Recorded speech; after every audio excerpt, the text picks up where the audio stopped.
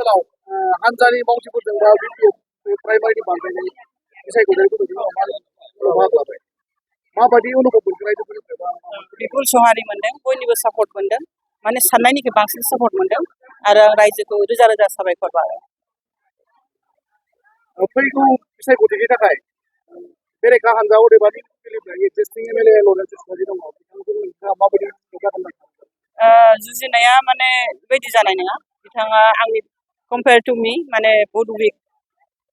5 बोसोर बिथांखौ नायखांखाबाय रायजोआ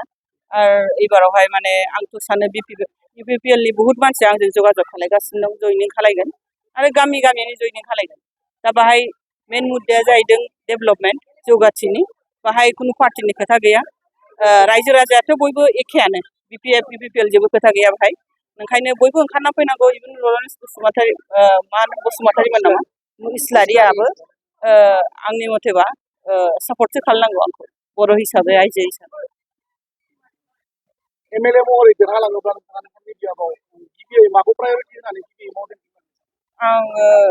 डेभेलपमेन्टखौ फार्स्टआव नागिरदों दा अनेक जायगायाव दाबो लामाफ्रा मोजां जाजोबाखै जेरैहाय बाहाय होनदों दै लोंनायनि बेबस्था गैया ओमफ्राय अबेबा अबेबा गामियाव बिराद खुरख'नानै दं दैफ्रा खुरख'नानै दं बेखौ आं नायग्रोगोन बेनि उनाव बाखि इयुथफोरनि थाखाय वमेन्सफोरनि थाखाय डेभेलपमेन्टनि थाखाय खामानि